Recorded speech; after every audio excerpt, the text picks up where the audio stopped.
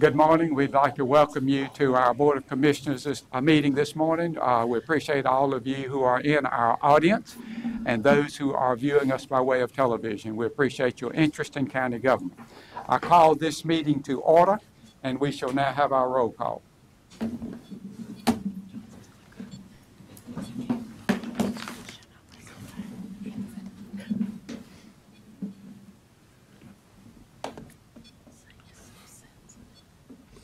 Okay, thank you. We will now have our invocation and pledge. Commissioner Hammond is going to lead us in our invocation, and Commissioner Ward is going to lead us in our pledge. May we all stand, please. Let us pray. Heavenly Father, we thank you for this beautiful day and for the many, many blessings of life. We pray that you would guide us by way of thy Holy Spirit through this meeting, that all we do and say might be for the benefit of the citizens of Pitt County. In your holy name I pray, amen. Amen. Let's face the flag. I pledge allegiance to the flag of the United States of America and to the republic for which it stands, one nation, under God, indivisible, with liberty and justice for all. Do I have a motion that we approve our agenda? Motion to approve. Second. Let's vote, please.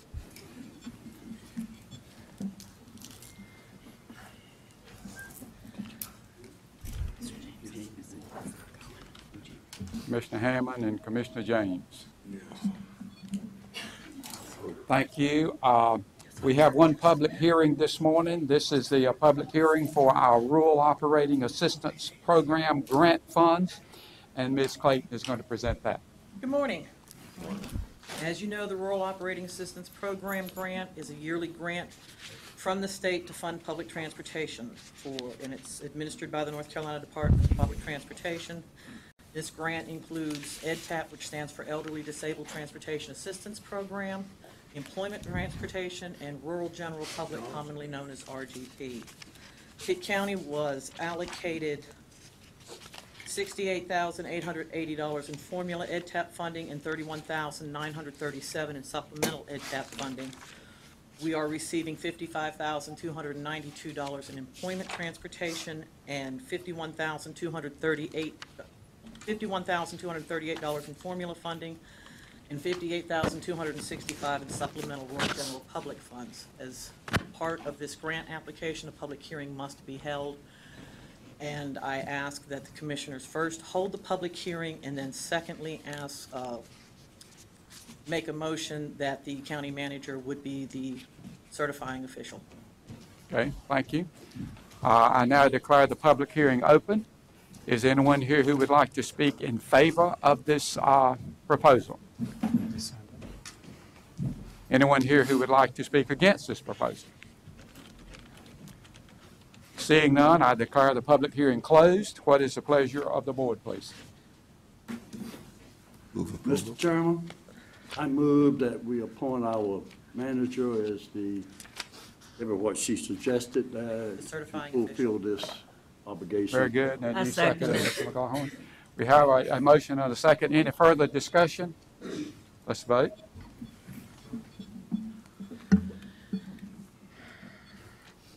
Okay, thank you. Next thing on our agenda is our Employee Service Awards. And I know that a lot of you are here because of that, because we have 57 names listed here. So we are keeping our employees happy because they're staying with us, and that's great. So the manager and I will go down and we will present those.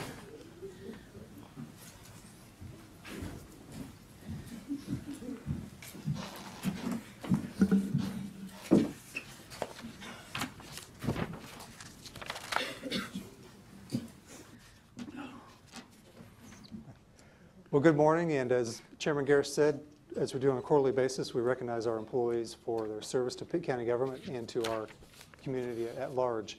Today we have a couple employees who are on the far-reaching end of tenure. We have two 30-year employees and one 35-year employee, so this is quite an achievement for our employees, as well as those who will recognize in the 5, 10, 15, 25 year. Do we have 20? Yeah, we do have 20, 25, 30, 35. So As we call your name, if you'll come forward, we'll give you your certificate and memento.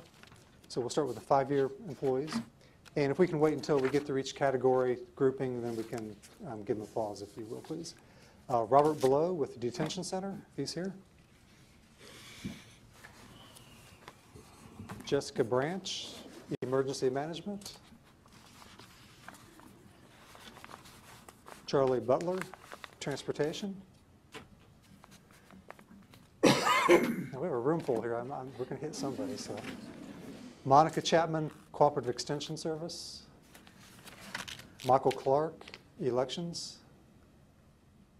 I feel like this is a lottery, isn't it? I'm sorry, Clark was Detention. June Fleming, Elections. Okay. We have a winner. Correct. Detention, I'm sorry. Is that his? Yes, he is. Okay. Congratulations. Working at the detention center. You're going to reassign.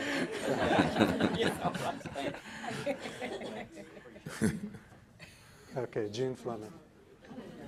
Yes. Very good. Congratulations. Thank you. Congratulations. Yeah. Justin Jones, Sheriff's Office.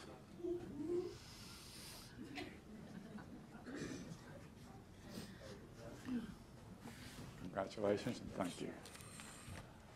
Congratulations. Willie Langley, Detention Center. Stephen Lassiter, Detention Center. He's coming.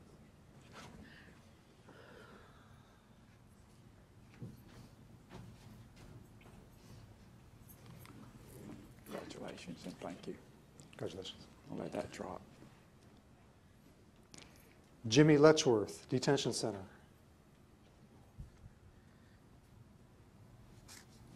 Henry Mashin, Transportation. Scott McFarlane, Sheriff's Office.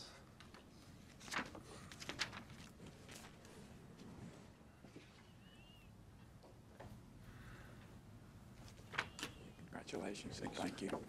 Congratulations. Lisa Overton, Legal. Congratulations and thank you. Congratulations. Mason Paramore, Sheriff's Department.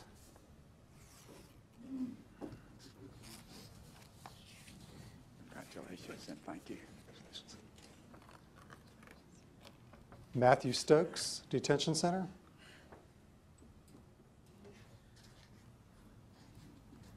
Wesley Terry, Sheriff's Office.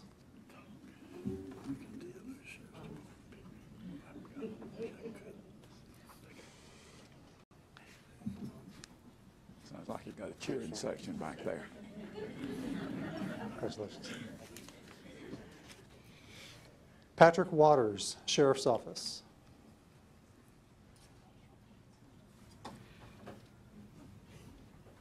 Denise Urban, Finance.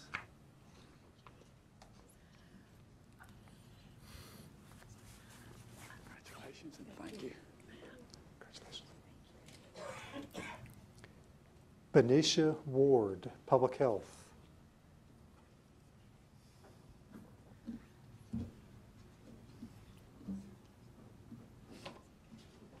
Congratulations and thank you. Congratulations. And our last 5-year recognition is to Catherine Warham, Public Health Department. Okay, a round of applause, please.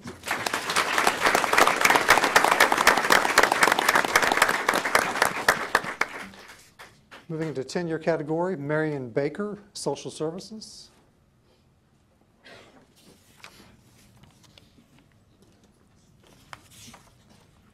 Congratulations and thank you. Congratulations. Sheena Bowens, Social Services. Sheena. Congratulations and thank you. Congratulations.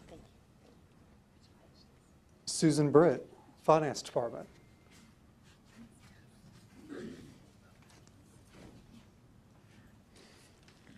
Congratulations and thank you.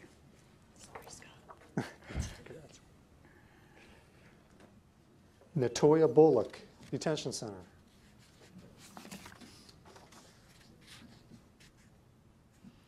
Joni Casey, Human Resources.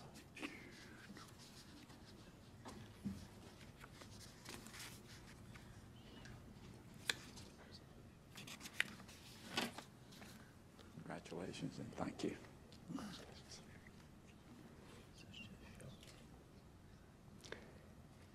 Stephen Collingwood, Emergency Management, could not attend this morning.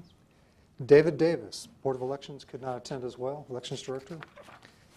Latarsha Jones, Tax Administration.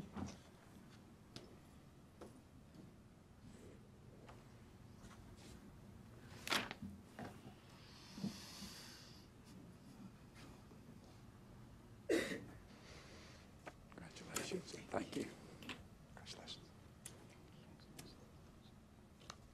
Elizabeth Nichols, Detention Center.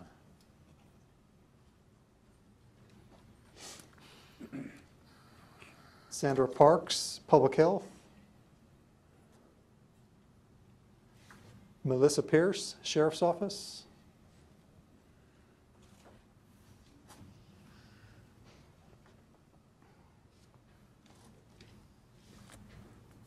Congratulations and thank you. Heather Ruffton, Social Services.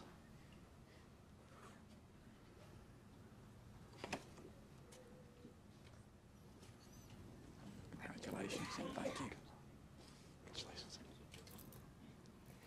Angela Rickema, Detention Center. Angel Rickema, I'm sorry. Congratulations. I need Thank new you. new glasses Thank you. too or something. Thank you. Sheila Sullivan, Social Services.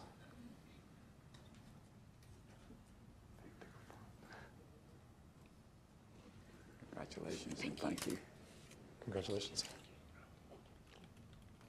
Angeline Wallace, Social Services. And our last 10-year recognition is to Gregory White, Emergency Services, Emergency Management. Congratulations and thank you. Congratulations. Okay.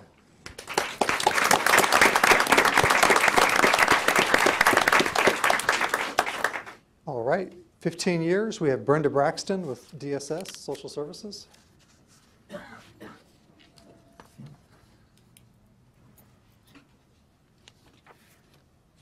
Congratulations and thank you.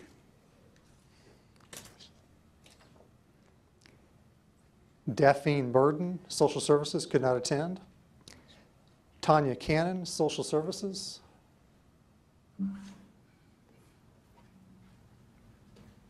Tracy Cash, I'm sorry, Tanya Cannon.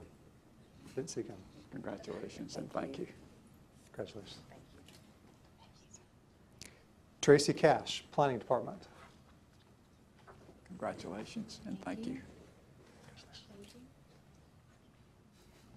Nellie King, Social Services.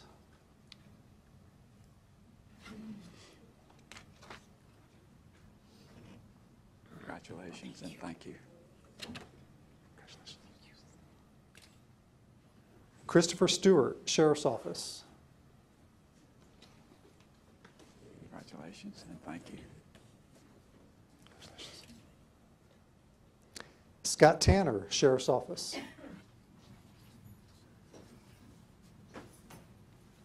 Congratulations and thank you.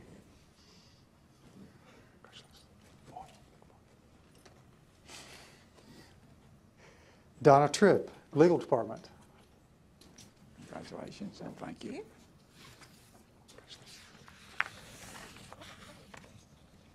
And that is our 15 years. So.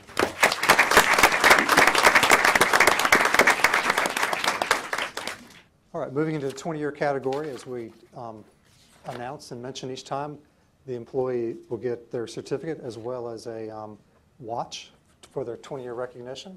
So as we call you forward, we have Teresa Barfield, Detention Center. Congratulations and thank you. Congratulations. William Brantley Jr., Bill Brantley, Auxiliary Services.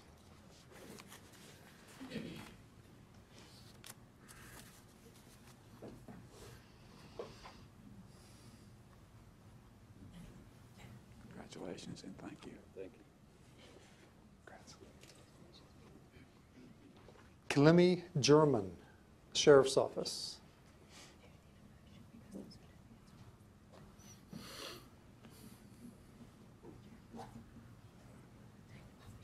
Congratulations and thank you.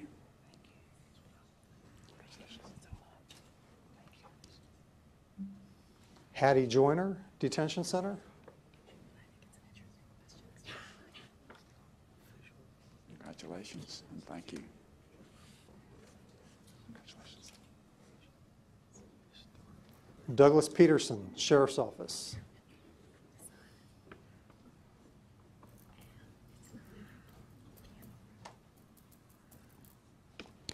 Regina Randolph, Detention Center, could not attend this morning.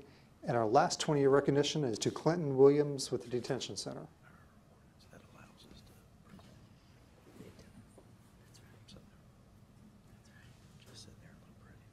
Congratulations and thank you. Congratulations. Round of applause, please.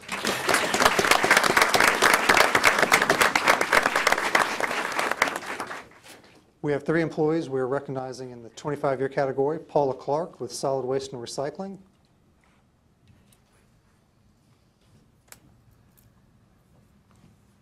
Congratulations and thank you. Congratulations. James F. Rhodes, Planning Director. Has he been around that long? I thought he was too young to be around that long. Congratulations, buddy. And our last 25 years for Nanette Wainwright with Communications. She could not make it this morning. So again, a round of applause.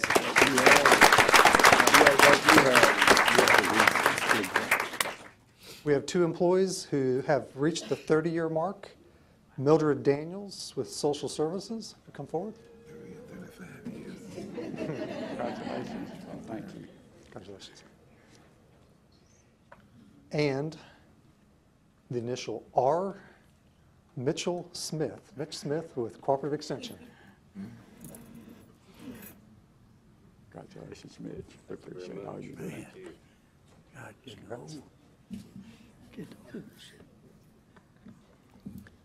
And we have one 35-year recognition this morning. That is.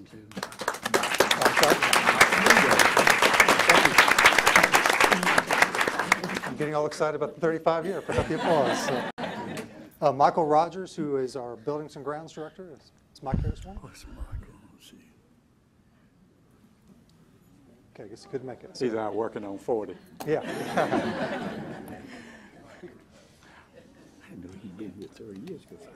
Again, we would like to thank each of you for your contribution to our community. Your contribution, each of you, is very, very important, and we appreciate it. We have refreshments. We invite everyone to participate. You can come in through this door and go out through this door. So, honorees, get in front of the line.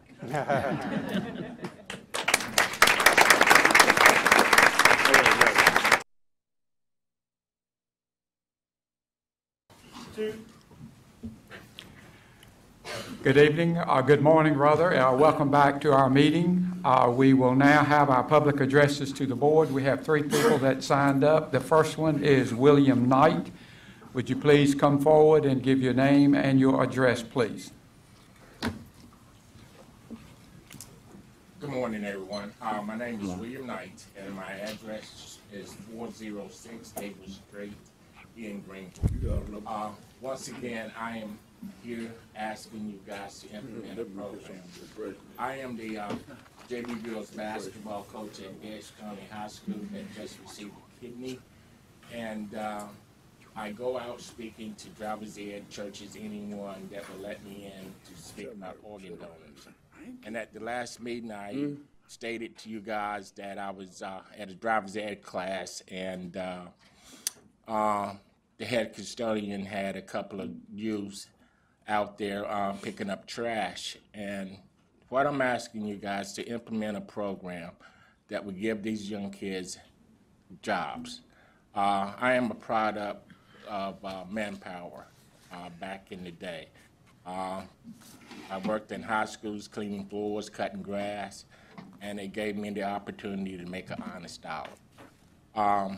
These young people need that chance also. I mean, they just want someone to take some time, teach them a skill, plumbing, electrician, and if you guys will implement this program, we're asking local businesses to come in and teach these young people these skills, and this grant hopefully would take care of their labor. This program that I'm asking you guys to implement also could use ask the help of veterans to be tutors. These young kids are basically lost. They just want someone to take time. Other than turning to gangs, they can turn to these people to help them out, to teach them a skill, to work. And again, I say to you guys, I am a product of this. Along with the help of my parents and working through Manpower, I am the person I am today. And that's all I'm asking. If you guys would take the time to look into this, write a grant, and to help these young people out, plus our veterans also. Like I said before, to be tutors, to help these young kids.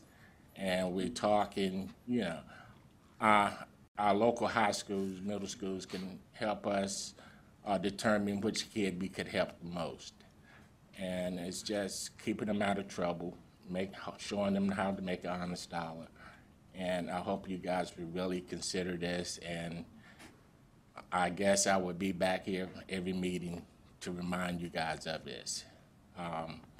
And hopefully, if it just works, Pitt County can be a role model to other counties on how this can work. And I thank you guys for your time. Thank you.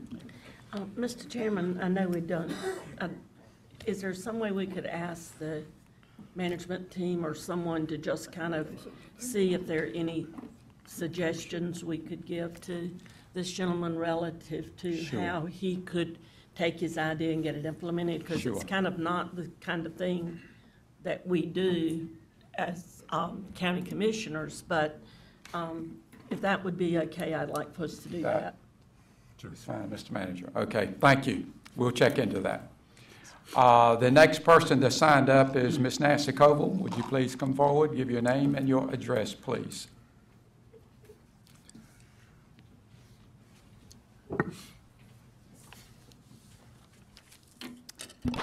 Good morning. My name is Nancy Koval. My address is on file. And I'm here today to comment on the Pitt County Community College bond ballot, because to me it's totally confusing what we are hearing from Mr. Massey and what the ballot actually talks about and what we're really going to vote for. And what the ballot says is that they are going to use the $19.9 million to go together with other available funds. I don't know what those funds are, where they come from, how much are they, for various Pitt community projects. It's not for just the science building. I figure that if we were just going to do the science building, maybe we'll be doing a COP instead of a bond referendum with the building as collateral. But this is not what we are being told. And then it goes on to say that this project, this money can be for construction, renovation, expansion, improvements, and equipment for various Pitt community facilities. This is not for the science center. This is not just for law enforcement. This is for anything that they want with $90.9 million plus the other funds. What other funds? I think we need to know. I mean, I just want to know. I want to be informed. I want everybody to understand what is it that they are voting for. And then the other thing that concerns me is that according to the North Carolina Revenue Statute 159-46, it authorizes the lender to levy unrestricted tax rate. It's not 1.9 property tax rate increase. It's whatever it takes to pay the principal and interest. And if the county cannot pay for whatever reason, and I can think of a few considering the kind of federal, state, and local government situations where we cannot meet this payment, they're going to increase it. They're going to come after whatever it takes. Property tax, personal tax, and any other county revenues. These are the words. I think may I finish? Just a few more words. What I want you to do is tell the people the truth. You have not done that. Nobody is doing that. And that is your obligation. And you're misleading the public. And I hope you reconsider before the elections. Thank you. Thank you. The next person on our list is Brenda Highsmith. Please come forward, give your name and your address, please.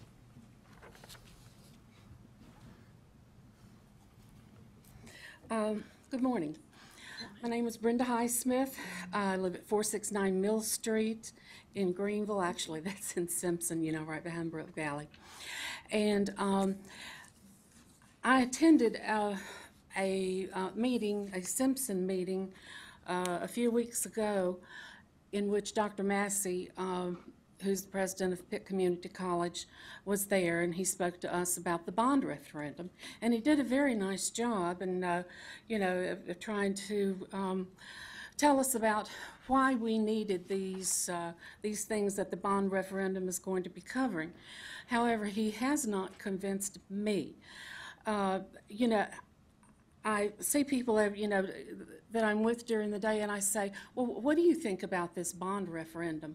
And I've heard things like, what bond referendum? I haven't heard anything about it. Or, well, I don't really care that much about it one way or the other. And I say, well, you better care about it because it's going to affect your property taxes. And then I realized, this was several weeks ago that I realized I read or heard somewhere that only about 38% of the people of Greenville actually own their own property, and the rest of them rent. Well, yeah, everybody's going to be paying property taxes, but if you rent, the people who own those rental properties are probably going to pass that tax on down to whoever's renting. And the rest of this then is on the brunt of the other 38% of the people here in Greenville who own their homes. We've already built several new buildings out at Pitt Community College, and they're beautiful. They're massive. They are huge. And it is unimaginable to me in many ways, and I realize it's grown a little bit in the last 7 years, but somehow I can't see why we can't move something around, scoot something over, clear off a floor, instead of buying these, instead of building these new buildings. And then we found out today that it's not just for these new buildings here, this science building and a basic law enforcement building that they're going to be switching around somehow or other, but as Ms. Colville said, they're going to be using it for construction, renovation, expansion, improvement, and so on. So it's not just those two buildings. Where's that money going to come from? And the other buildings that you've just recently built, have they been paid for? How did we pay for them? I know that the two new buildings that they want to do right now and the things that they want here in this bond referendum is you want us to, you know, a bond. and you can raise our property taxes as much as you want to, but that thing is going to be paid off. And it doesn't, now think of the other things that the citizens of Greenville and for that matter, can I finish that little thing? Yes, please? go on. Yes. We've got Obamacare, we've got wars, we've got natural disasters. We have no idea what this mayor's gonna, either the old one or the new one, what he's gonna want. We've got that city council, we've got, jails, we've got cars to have to replace and that kind of thing. People want to keep their money. It's down to wants and needs, people, and that is a third grade social studies thing, wants and needs. I taught third grade for 13 years. I know. What do we need? What do we want? And what needs to happen? People need to keep as much money as they can. Thank you. Thank you. It is our objective to keep the public informed about this bond referendum. I know that we have issued some brochures, and we're also doing something on Channel 13, the government station, and we encourage people to tune in and listen and ask questions just as these two have done and have suggested the rest of us do. Thank you very much. We shall now move on to our items for report. The first one is a North Carolina FAST update provided by the state. Mr. Manager, I believe you're going to take care of that. Mr. Chairman, Wayne Black had been invited and had accepted to come to your meeting today, and I got word last week that neither he nor Dean Simpson, who is, Wayne Black again is the Division Director of the State Department of Social Services. Dean Simpson, I believe, who works for him, she's the Chief of the Economic Family Services, was also going to be here, but they got called away to a different meeting and could not attend. Did see some email correspondence saying they were pleased with the progress that Pitt County DSS has made with the food nutritional services. So we might get them here at another meeting in the future, but they couldn't make it today. Okay, thank you. But we are going to have a report on the North Carolina FAST update provided by our local county, and Mr. Perry is going to present that. Mr. Chairman, may I ask a question on Yes. what our manager just said? The Social Service Board would like very much to get these people that you're talking about to come down and to talk to us. Okay. Okay. We don't want, I don't know why we were under the impression that they would come at this particular time to take and to, not only to this Pitt County Board of Commissioners, but to the Pitt County Board of Social Services. They have requested that several times, and of course I attend the meetings. Okay. And I do not understand why one of them could not have been and kept their obligations. Okay. It is very disturbing, I'm sure, to the full board as to why. And our manager will follow up on that. Yes. Thank you. Mr. Perry. Good morning. It is a pleasure that I'm here with my management team to give you an update on NC FAST. I would just like to start off by thanking our staff for the outstanding work that they did during the month of September to bring everything up to where it needed to be. The staff were able to work overtime on Saturdays to accomplish this. And Ms. Peggy Gwynn will go in more detail as to what we accomplished throughout the month. Ms. Quinn. Good morning. Good morning. We have accomplished an awful lot over since July the 12th, but I wanted to start out by telling you several things. We made a commitment, we in the Department of Social Services made a commitment to the citizens of Pitt County and also to the Social Services Board to clear out all of the April, May, June, July, and August backlog in the recertification case programs by 30 September 2013. I'd like to tell you that we reached that goal, and we had to implement a very comprehensive program in order to meet the goal, and in a few minutes I'll talk to you about that. But I wanted to also address some of the issues that I heard at the August 5th Commissioners meeting when you had very many questions about the situation we were in, how and where we got to where we were at that particular time. And I sort of wanted to mention a couple of issues that that are there. These are not excuses, but they are actual factors that played into how we ended up where we were back on July the 12th. One of the things was NC Fast is a massive change in the way benefits are given to our citizens every way. As far as I know, Department of Social Services has been a siloed type of place where we've had food and nutrition workers, we've had Medicaid workers work first. Everybody had a specialty. Well, starting with NC Fast, that's no longer going to be the case. We're going to have what's called a universal worker, which really caused a lot of anxiety with our staff because they really didn't know what that meant at the time. Another thing that we had going for us at the time was the county was being led from the state level. We weren't getting a whole lot of information about what the software would do for us, and we were being led to believe that policy training would not be necessary within the NC Fast arena once the software was implemented because the state was building the business rules to make the decisions on whether people were eligible, not eligible, whatever, inside the software.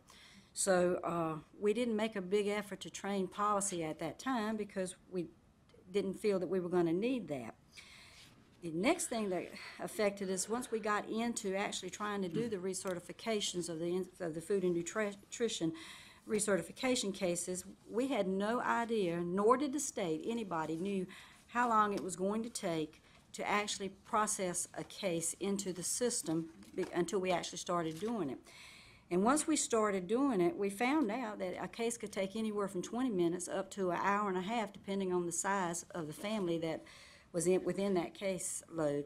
So that was another reason that things were kind of going downhill. And the other big issue was the fact that the software still had a lot of bugs in it. When we implemented it here in the state, here in Pitt County, when they actually brought in the Medicaid piece of it back on, I think it was it was in July, on a Saturday in July, it brought the software down to its knees. We couldn't even use it to do the food and nutrition part of it for about 3 days because of the fact that it just wouldn't come up. And so there was a lot of issues that were going on with it. But I'm here to tell you this morning that even with all of these issues, we ended up with our wonderful staff got in there and they met the deadline. And I wanted to show you some slides to show you where we started so that you would have some idea of what was going on. And the first slide I think might be up. This is the cases that were at the beginning of July the 12th is when this beginning date was. We had in April, May, and June recertification cases, we had 588 cases. And this chart shows you by dates how we worked them down, and as of the 15th of August, we were down to none left, which was a great thing.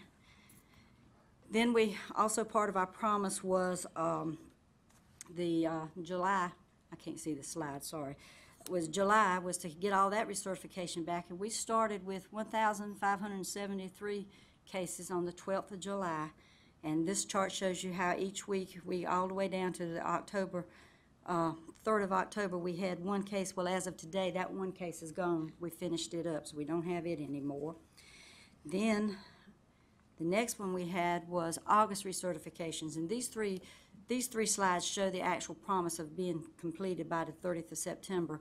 And as you can see there, we started with 1506, I believe, and on the 3rd of October, we were down to 4, and this morning I checked, and we're down to 1 left in September. So that brings us basically to being current. We're actually in, September. We have to get these done to actually be current. And we started in September of 1,716 cases, and 3rd of October we were down to 23, and this morning I checked and we're actually down to 19 cases. This brings us down to current. This means that the people that should have been eating through recertification through October are now eating, with the exception of 19 families, which there's some paperwork that's still outstanding and that kind of thing. Our staff, since July the 12th, has recertified over 5,000 cases. So that's a massive undertaking, and they stepped up to the plate and were able to do it. Another thing that I think you guys had some questions and concerns about at the last meeting was the training. I believe there was some confusion about when training could take place and who could do the training and that kind of thing. And so I wanted to try to clear that up just a little bit this morning, if I could. Back when we implemented the NC-FAST software for food and nutrition, which I believe was August of 2012, there was no prior training that was needed. We could not train anybody until the software was actually here because we didn't have anything to train them on. And the people that were going to be using the software didn't need policy training because they were already food and nutrition workers. When the state came in and implemented the NC-FAST software onto our system, at that point in time, they came in and they gave training to our staff, and the training that consisted of how to navigate through the system. There was no policy training because, as I said, we didn't really need policy training at that particular time because the people using the software were already well trained. They were already food and nutrition workers. Then, in November of 2012, along came, all we were doing from August until November, all we were doing in the software was taking the applications, and then in November is when we had to start doing the recertifications. Now, again, we had no idea how long any of this was going to take. We did not know that there would be any difference, but it turned out that there was a learning curve on how to navigate the system, what you had to put in there, and of course the time again was anywhere from 20 minutes to an hour and a half per case in order to get them recertified, and that's one of the reasons that we ended up getting backed up, because when we actually started the implementation of NC-FAST, we were down quite a few staff. As you know, we had vacancies and that were frozen and that kind of thing, but we ended up getting behind. But once we finally figured out what was going on, we were able to dig in and get it out. Our staff is trained by the state to navigate through the system. They don't do any kind of policy training. And back here in the 1st of August time frame, the state had NC-FAST navigational training for our staff, and at this time, for the Medicaid, when we were implementing the Medicaid piece of it. At this time, since our staff went to this training, that's the first hint that we had that we were going to really need policy training. Yes, business rules are built within the software, but there's a lot of policy that you still need to know in order to be able to make sure that you fill in all of the right screens as they come up. Because depending on how you answer a question, you can answer it yes, no, maybe, whatever. It sends you to a different place, and it may cause a person not to actually get certified when they should be, or get certified when they should not be. So that's when our staff came back from this training, and they started telling us what was needed. So what we did at the Department of Social Services, the management team got together with the staff, the supervisors over there, program managers, everybody. We all got together and we sat down and we said, okay, what do we need in order to make sure we can, in fact, be successful with NC-FAST, because we're going to have to be successful. We cannot continue to have our staff working every night and every weekend and this kind of thing. So we ended up with a pretty comprehensive training lab. We established a training lab. I think we have, it's either 12 or 14 computers upstairs or downstairs for our training lab, which our staff, our supervisors who are fluent in food stamps or Medicaid, will be running regular classes to train our line staff, depending on which program they're coming out of in the universal area. We also have, in addition to the labs, our supervisors are actually taking staff on a regular basis through the week, training them one-on-one type thing. We've hired a temporary employee who has extensive knowledge in the Medicaid area, who is working with the food and nutrition workers and some of the Medicaid workers that are not already totally trained with this, working with them to actually, on the Medicaid policy. Medicaid is a very hard program, and it's not something you learn in a few days. Food and nutrition is a little easier. You can learn to navigate the software, but the actual policy piece of it takes some time to do that. In addition to that, we've also butted up our staff because we reorganized over there, and we now have a customer care unit which is people who see, if they come in for just minor changes and that kind of thing, they can do that. We have an intake unit, and we have the recertification unit. And all of our staff are now starting Work First, started 1st of October. Work First, Medicaid, and Food and Nutrition all will be accomplished through the NC FAST system. We will only be doing the application piece of it from now until sometime in January, February, or March. We don't exactly have a date at this particular time, but we do know that when we're going to start doing recertifications. I believe it's like November the 4th or somewhere in that time frame, the state will be doing a readiness assessment on us to see if we're ready to go to the next level. And if we are, we probably would end up going January, February, early part of the next implementation of the Part 2 things. But now we're working all food and nutrition or applications, and everything is being taken through NC FAST. All food and nutrition recertifications are being done through NC FAST. We are working with it on a daily basis now, and things are getting better because people are getting more used to it. I'd like to take this opportunity to thank you guys for your generosity. Last fiscal year, you gave us 8 temporaries for 6 months to help us with the backlog in recertification, and it was money well spent. I know you probably wonder about it since we got so far behind, but we would have been further behind probably without the temporary staff.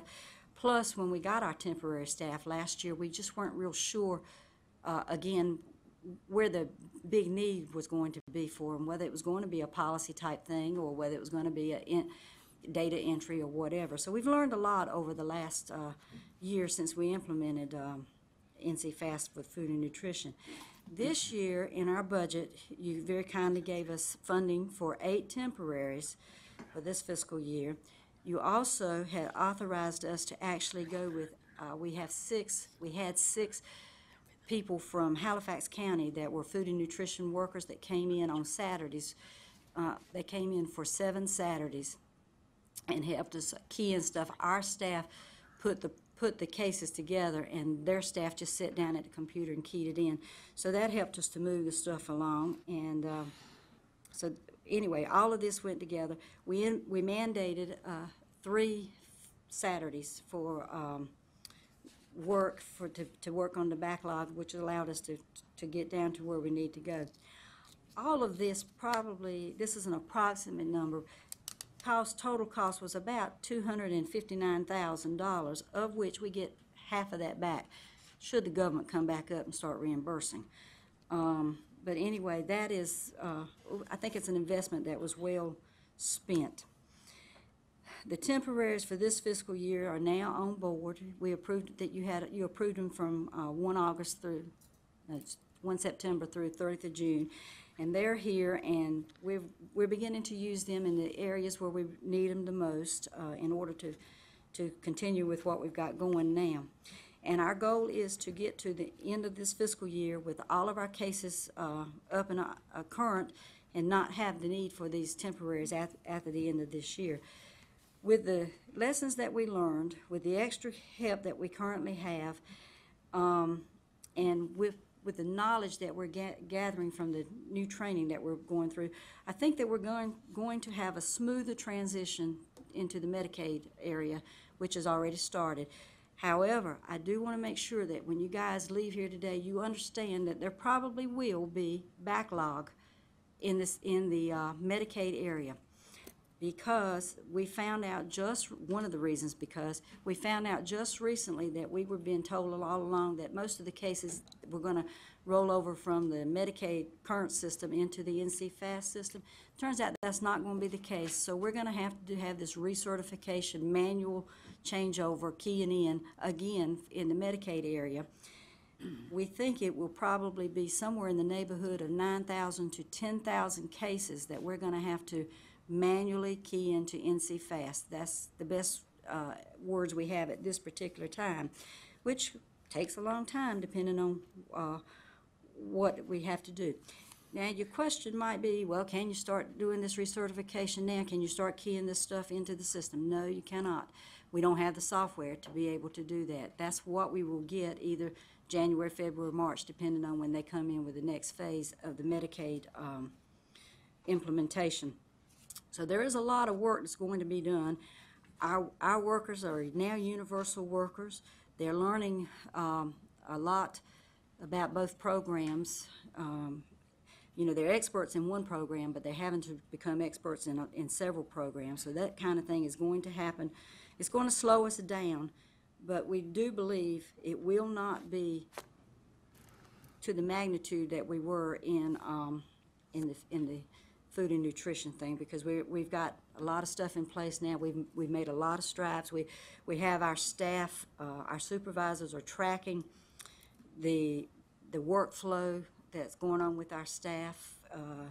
If we see an area where we need to put some emphasis on training or whatever that the emphasis might need, we have that in place to be able to do. So we're confident that we are going to be in better shape with the Medicaid, but it won't be all roses at the end as we go along. So that's kind of where we are right now today, but we are caught up with the food and nutrition at this time that we met our deadline.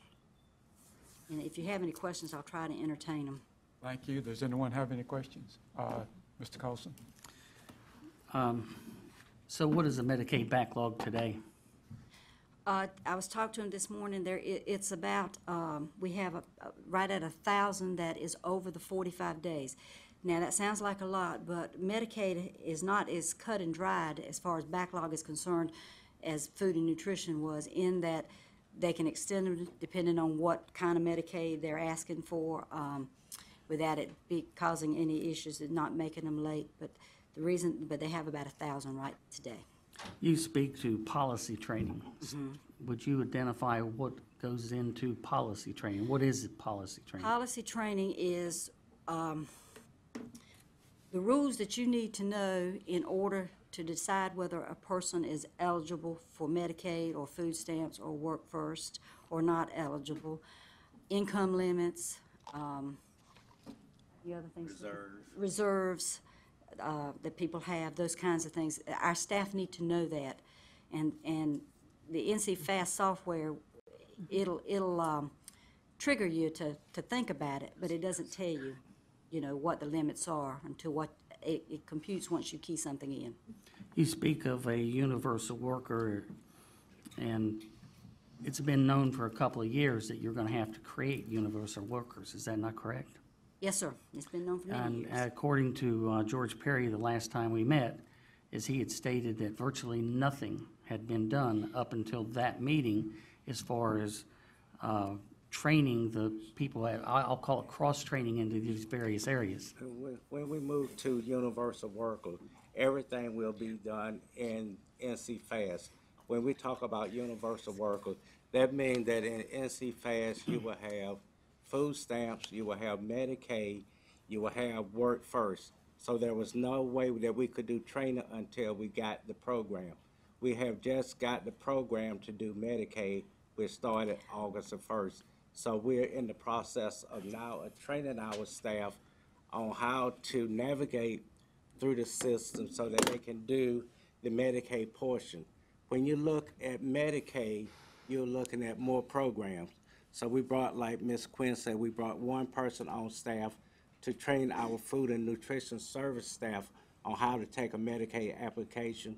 When you take a Medicaid application, you have to know about disability determination. If the person is under the age of 65, you have to be able to know that that person is not disabled, that you have to get verification from the doctors to send to disability determination section. So that's some of the things that we did not do up front because we're waiting for the state to put the NC Fast up and running to do those things for us. And it was under our impression that NC Fast would have all the program, all the policy on the back end, and it does not. Director Perry, I completely disagree with that. You have known about this for 2 years. Developing competency and fluency between the different departments should have been done long ago. And the fact that you didn't even start it until a month or so Mr. ago? Wilson, I will respectfully disagree with you. I am saying that the state wrote the policy, the state put together the program up until the time that they put out the training. There was nothing that we could do to train our staff on. I completely disagree with you, respectfully. The thing is, you knew, and right now, she just talked about that Medicaid is very in-depth. There's a lot to learn.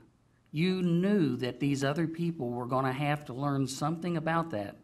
How are they going to enter anything into a computer program if they didn't already have a competency or fluency in those various areas? This problem was created, in my opinion, due to poor management and lack of I leadership. would say NC Fast, we have 3 different systems that we operate. We operate NC Fast for food and nutritional service. We operate the eligibility information system for Medicaid. So we have 2 different systems that we are operating. Food and nutrition service are working on the NC Fast.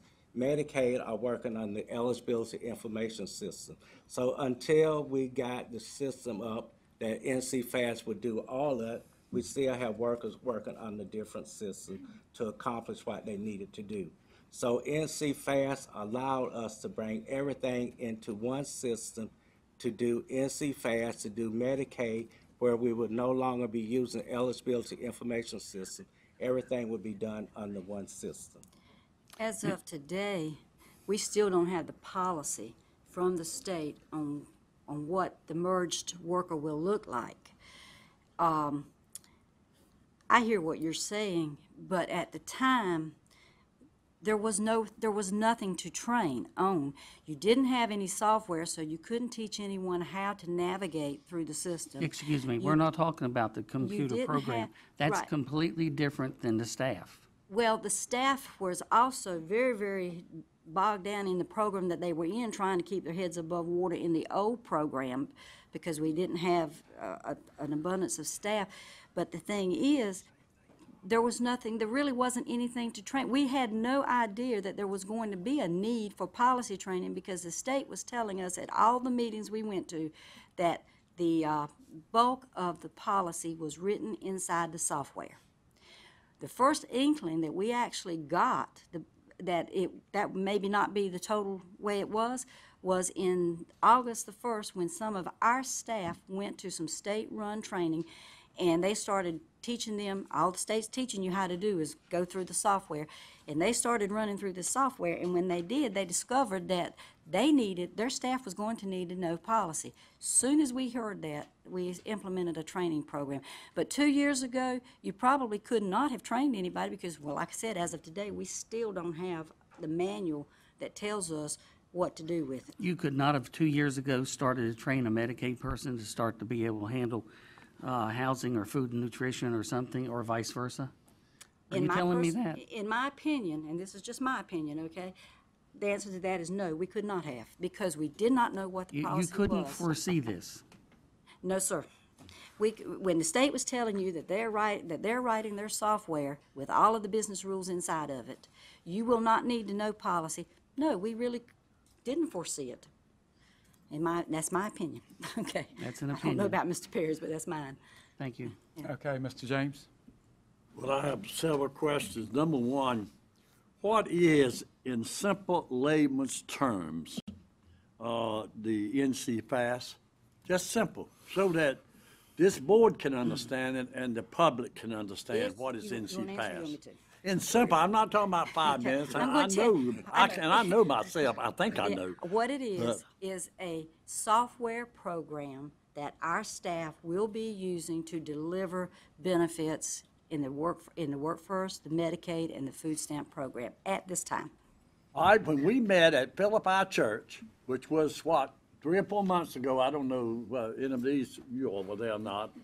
I certainly was, and we had the state people, and that's the reason, Mr. Chairman, I wanted the state people here today. I really did. I thought they could clarify some of these things that we are talking about. I'm highly disappointed in that they did not come. I was under the impression that we were going to take Medicaid and food stamps, and they were going to be combined, and the state of North Carolina was doing this so that we hope in the years to come would make it faster, easier. It was a crossover training. The same people that were going to do food stamps was going to do Medicaid. Has that changed? No, sir, that is All correct. right, that to me is the key to it all. And our people have got to be trained in both of these so that they can do both of them. You won't have a Medicaid here, a food stamp here, but it would be a combination. Am I not right? You are right, sir, and we are providing that training now for our staff. All right, this is where, see, I'm over there. In my opinion, of social service has changed a great deal because those people have to go through a lot. They really do.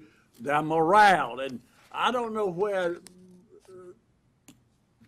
Mr. Perry is the management or what it is, but I know we got to improve some kind of way now. James, we are, when we talk about work support strategies, work support strategy is where we're moving towards a universal worker.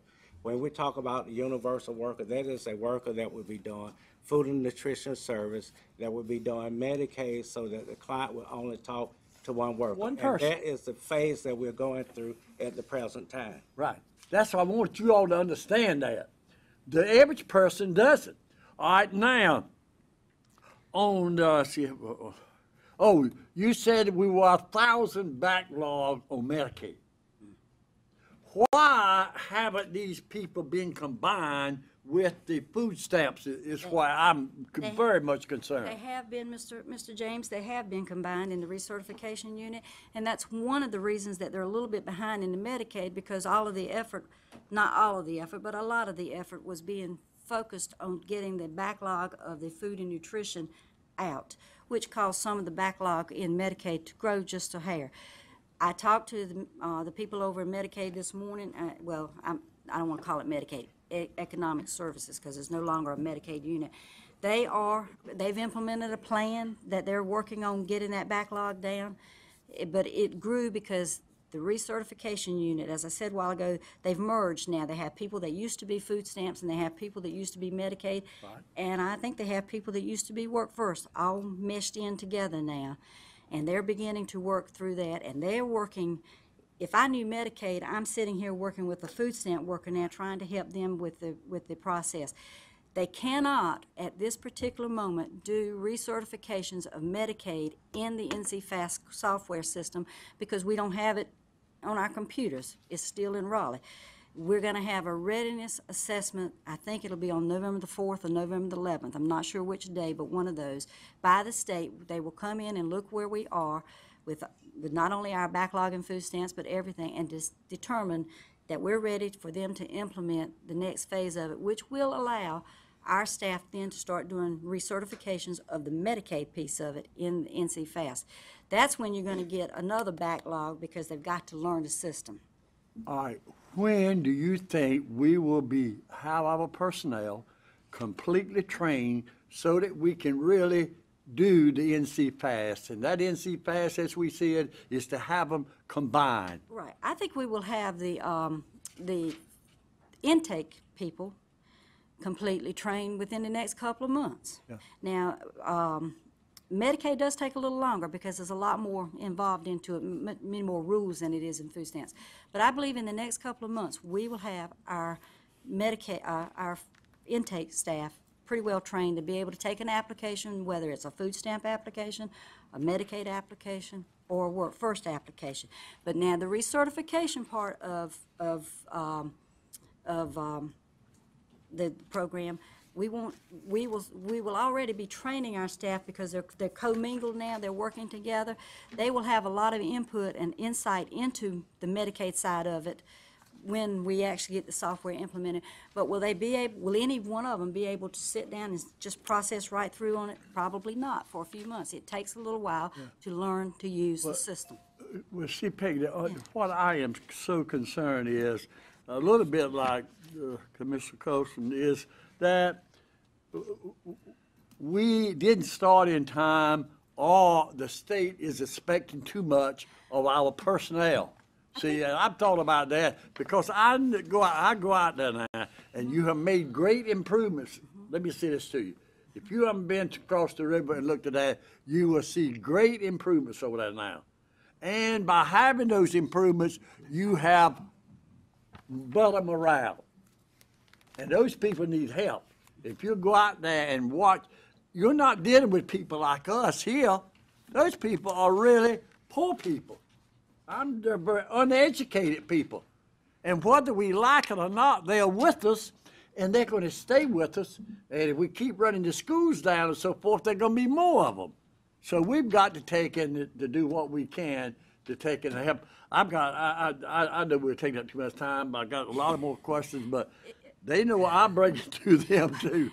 I'm not only here asking these questions, but I want your personnel to know that we do appreciate them. I still believe, though, that we didn't start in time doing this that we ought to have been done, and whether it's our foresight or the state's foresight, I'm not arguing that point, but I know this, we're putting a lot on the personnel, and when you got a lot of people working overtime sadness, having to hire babysitters and all these other people, it hurts them, and I know it. I'm going to be quiet. We only had three mandatory Saturdays in order to get this stuff caught up, and that's where we were. But I think a statement you made a minute ago about the expectations from the state were really too high. I believe that that's an absolutely true statement because I know myself, we were under the impression that when they brought this software to us, it was going to work. That hasn't been the case. They bought it off the shelf and they adjusted it to fit North Carolina's way of giving benefits. And every time they implement a new phase of it, they find a lot of bugs in it and drags it down. So I think you're right. Yeah, there's one more thing that I want this board, and I've already talked to the manager about. I got a food stamp card that was given to an individual in the state of New York. On that food stamp, it has the picture of the individual. Why in the world, and I've asked this question a dozen times, why in the world doesn't North Carolina require a picture of that so that we can stop all of this selling the food? You might as well face it. They're selling it for money and everything else, and the kids are going hungry because of it. It would be the responsibility of the legislature to implement that policy, and then once the legislature implement the policy, then we'll fall down to the counties to do it. And Mr. James, we don't have that in place. Actually, in the past, under the Democrat-controlled General Assembly from years past, a bill was ran to require picture ID for food stamps. Yeah. But it was not successful even back in that environment. But today, with the current General Assembly, maybe things would be different. But Commissioner Webb, there's the time for you to get into action. Now, you know and I know that needs to be done. I don't care what to say. I'll invite you to County Assembly Day as Dr. Don't come with that, but it needs to be done. I mean, look, you're talking about putting it promoted. Why? I'm not going to say another word. So help me on this. Stop it. Very good. Commissioner Webb. Thank you, Mr. Chairman. By the way, Commissioner Webb, good comeback. Thank you. I'll even drive them. I kind of fall in line more with what Commissioner Colson was saying. What I want to know is what was the timeline? We've heard a vague timeline, 2 years here, 6 months there. When was the software received? August of 2012. Okay. The first phase of it. First phase of it. And when were people proficient in the use of the first phase of it? The intake part of it, actually taking the applications within a few months. And on our new applications now, we talked about the backlog. Where are we at on new applications? We do have a backlog in our new unit. I don't know the exact number right now, but I do know that we are trying to come up with the number. We're implementing another plan with the intake unit, because what we have now is we have an intake unit that has previously food stamp workers and previously Medicaid workers and workforce meshed together. And up until October the 1st, we had no software to allow the Medicaid, the food stamp workers to enter anything in the Medicaid area into the system, so they really couldn't learn that part of it, how to get it into the system, because the software wasn't available. It is now. But the Medicaid workers were working with the food stamp workers, and the Medicaid workers were actually entering food stamp applications into the software starting August the 4th. Is that when August the 5th. August the 5th, when we merged the units, when we established the intake unit, as we call it. So does that answer your question? I'm not sure. I understand you don't have the exact numbers. It just seems like the backlog keeps growing exponentially, where we take one step forward and two steps back, where we're caught up on this backlog, but now we have a new applications backlog, and we have a Medicaid backlog. And how complicated is the software? It seems like it would just be data entry. You fill in the blank. And I haven't used it. That's why I asked. It is a whole new process. It's harder than just filling in the blank because you have so many screens that you have to go through. If it's one person, you enter that one person, then you have to do the evidence. If he's working, you got to put where he's working. If it's more than one person, then you have to list each one of those individuals individually. Then you have to show the relationship to the head of the household. So it's But do you do that by clicking options, or do you fill out have the narratives? click option, then you had to key in the information. So on each new case, you have to key in the information.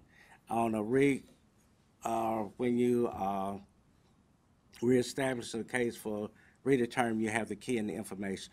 None of these cases converted out of the old food stamp system.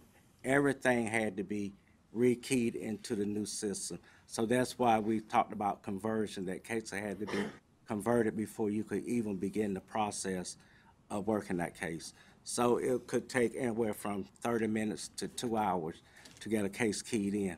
And then once you keyed in all the evidence, then you had to do, the next part would be to certify that case. So are the screens not automatic? The screens, you have about 20-some screens that they pop up automatically after you key the information.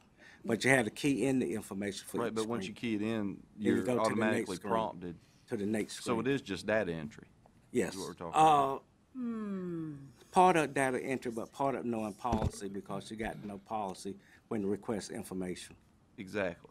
So then why were we not training on, why, I mean, it would Until- just seem obvious. It would seem like an elephant in the room if we know that we're going to have a new program and these screens are popping up. Why would we pre-train on policy? Until you see the screens, it's hard to train on something that you don't have. But it just doesn't seem like out-of-the-box thinking to say that we're implementing something. There is a policy with it. The workers should know the policy. Let me remind you Yes, that ma'am. the state was telling us that we did not need to know policy, in-depth policy that they need to know now, because the business rules were written inside of the software. So because we were getting that information from them, there was no real need to take time to train someone on something they weren't going to really need. Our belief was up until August the 1st, 4th, somewhere in that time frame, when our staff went, our supervisor staff went to the first training for the Medicaid, and that was just for navigating the system. Up until that point in time, we were under the impression that all of the business rules were there, and the screen was going to pop up, and you were going to know to type whatever because it was going to prompt you to do that. It doesn't. Okay. That's when we found out that we had to do the actual in-depth policy training for our staff. What are they telling you about the Medicaid? That is the Medicaid. Okay. That's it.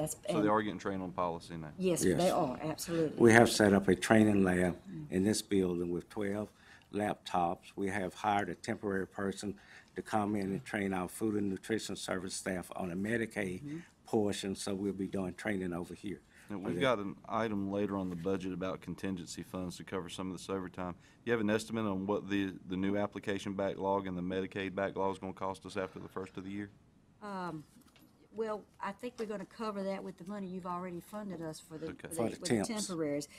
And I think total from last year when we got temporaries up to end of this year, we're probably going to end up spending about $259,000, of which half of it will get reimbursed. Okay. Thank you. Okay, Thank you, Mr. Chairman. thank you. Commissioner McLaughlin? Thank you, Mr. Chairman. First of all, I want to thank you, George Perry, and your staff for implementing such a strong system of helping the citizens of of Pitt County. You know, when you have people not able to eat, that concerns me. And to have this process, and I think you came before this board and you stated that as of October the 1st, and I listened attentively, that you will have this implemented. And you apparently you did that. We had Dr. Walsh, who is North Carolina Secretary of Health and Human Services, came before the state of North Carolina Board of Directors of County Commissioners, and she stated that this was a systemic problem. It's not only happened here in Pitt County, but it happened across the whole state of North Carolina.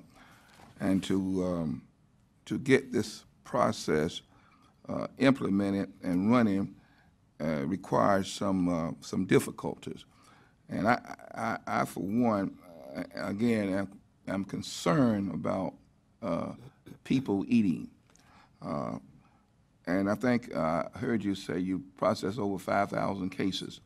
So this is something that certainly I want to thank the staff for getting down and to the grinding board to make this thing happen. I can't thank your staff enough for working on weekends and to make this process a reality to help the people here in Pitt County.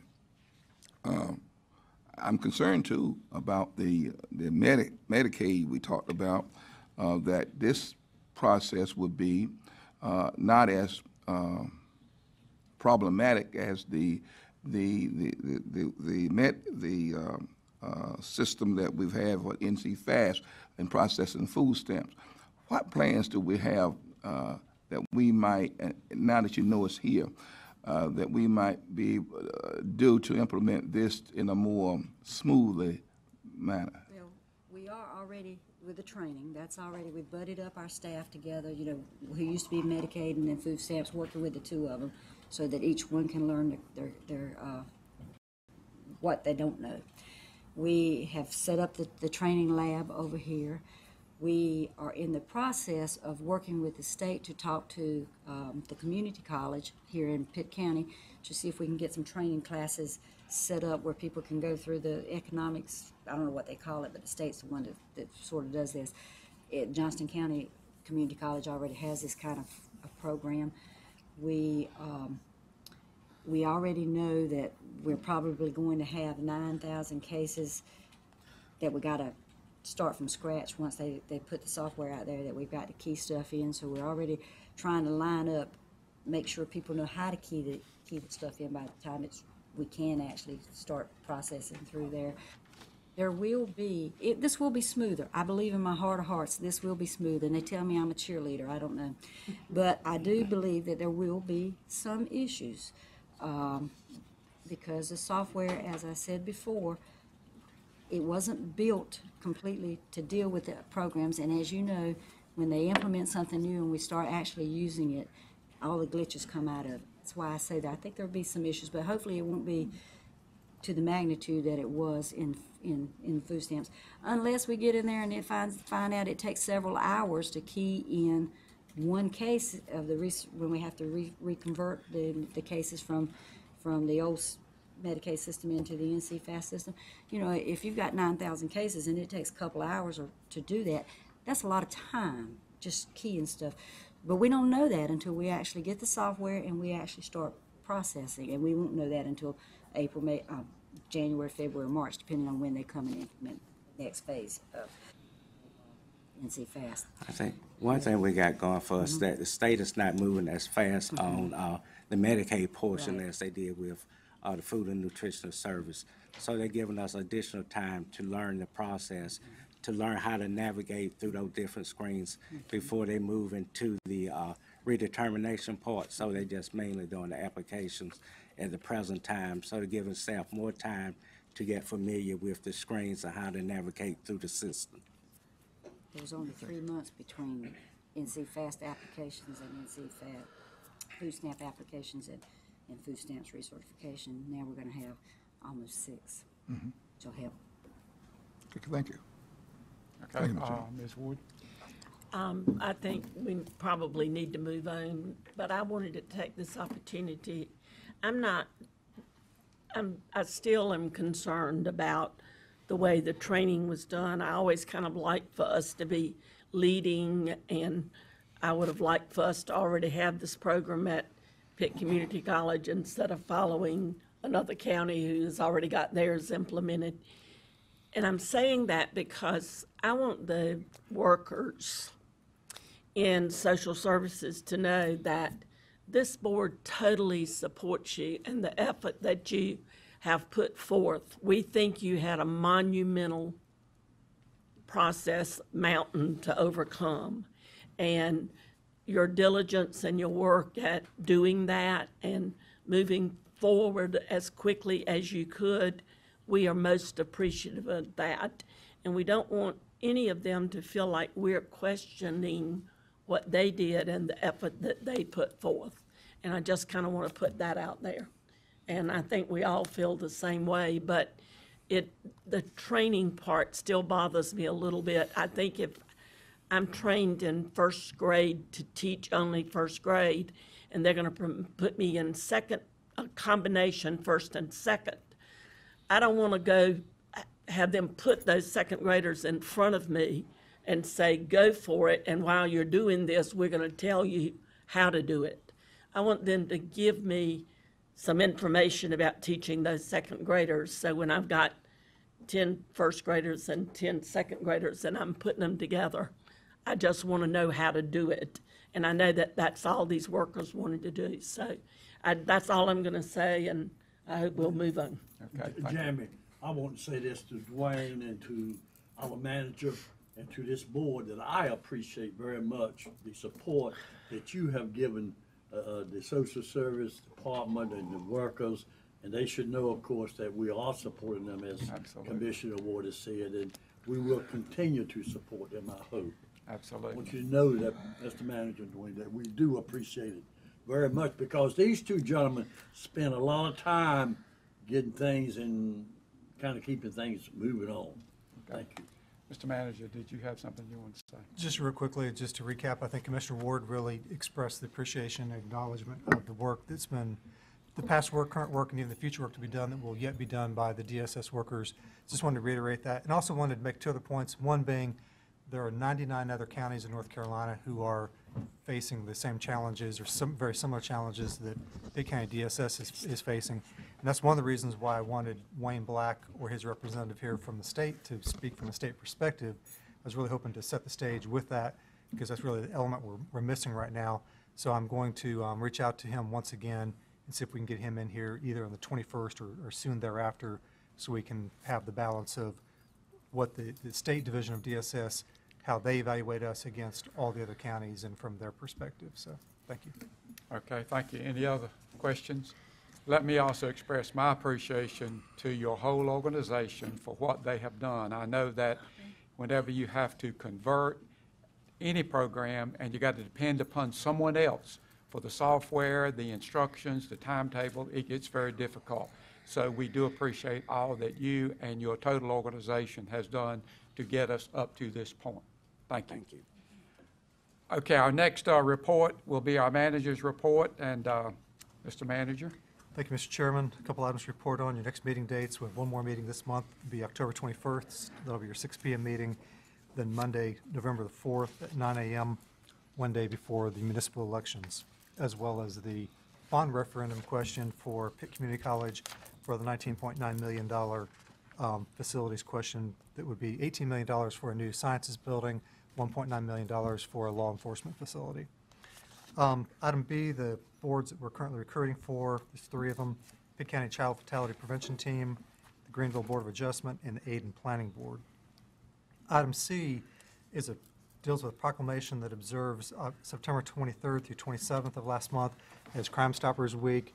According to your policy to recognize people, places, and events, the chairman is given latitude to sign a proclamation and then just come back and report back to the board. A copy of that was provided to you in your weekly info packet as that was executed. And we did present that on the 26th and out at the Golf Classic that the Crime Stoppers group had to raise funds. and it was very well received, and they appreciated our support. Okay. Item D pertains to an NCACC, the North Carolina Association of County Commissioners video. It's called an update video to as of September 2013. It's about a 4-minute video. We discussed presenting it and playing it here at the board meeting, but most of the things that the video is talking about, initiatives of the state association, are already things that Pitt County is actively involved in with the association, and if anybody would like to see that, they can go to the NCCC website to view that video. Did have 2 other things real quickly to report on. One, I wanted to kind of give just a very brief, make some brief comments regarding the federal shutdown and how that may or may not affect Pitt County government. You probably saw the article in the newspaper over the weekend. The comments on that were taken earlier in the week, probably within the first day or 2 of the shutdown. Since that time, we have received some information from the state, from the Department of Health and Human Services, in regards to both the public health and mental health division. Public health, I think, is a little bit easier in terms of one of the areas that before I even go into that, let me say that in my comments to the reporter, I talked about the effects of the federal shutdown being short-term, mid-term, and long-term. And I had expressed my thoughts that from a short-term basis, I don't see any potential or need to consider any furloughing. So in terms of mid-term and long-term, mid-term being weeks, long-term being longer, that was yet to be determined. I did also see this weekend that I think both sides, the House and the Senate and Congress, did pass a bill or legislation saying that on the federal level, any furloughs, employees who are furloughed would be held harmless in terms of pay. So I'm hoping and anticipating that would flow down to the states, to the counties as well, if we do have to furlough. So with that being said, Public Health did report to me that it looked like their WIC division, their WIC staff, women, infants, and children, that if the shutdown continues for an extended period of time, there is about 16.5 full-time equivalent positions that could be affected with that. Within DSS, it's a little wider ranging in terms of the effects from a longer-term perspective. Being told there's 4 different divisions within DSS: the TANF, which is your Temporary Assistance for Needy Families, your SSBG, Social Services Block Grant, your CCDF, which is your Child Care Development Fund, and your LIHEAP, LIEHAP, which is the Low-Income Home Energy Assistance Program, could be affected. And they give us some strategies how to implement a furlough. There are some areas that they said that would not be impacted according to the state. They're saying Medicaid, Supplemental Nutrition Assistance Program, administration benefits, Title IV-E, foster care and adoption assistance, child support enforcement would not be impacted by the federal shutdown. We will continue to monitor this, and at this point in time, I'm not recommending or anticipating a furlough right now, but we may come back to you on the 21st, or if we see more specific correspondence coming down from the state or coming down from the feds, we may ask for a called meeting of the board to discuss if a furlough is needed, if Congress seems to be getting really entrenched on the issue. One other thing deals with the Ag Center lease. We talked about in the last meeting how we're working with the Government Services Administration on the federal level to work out a new lease for the current federal agencies that lease space from us in that agency. I was told that one of the things they're requiring in the facility is for it to be sprinkled. There would be sprinklers if there were to be a fire. Well, the Ag Center was built 20 plus years ago, and at that point in time, state building code did not require the building to be sprinkled. If we were to desire to sprinkle that building, we've got a cost estimate of $250,000, $250,000 to sprinkle the building. So at this point, what we're going to try to do is work with the GSA from the standpoint that we believe that even current state building code, as well as the current building code when the building was built, did not require it, and that they should give us an exemption on that rather than us spend $250,000, which we probably would not recoup even in the increased rent that we're going to charge them. So we will be working with them on that.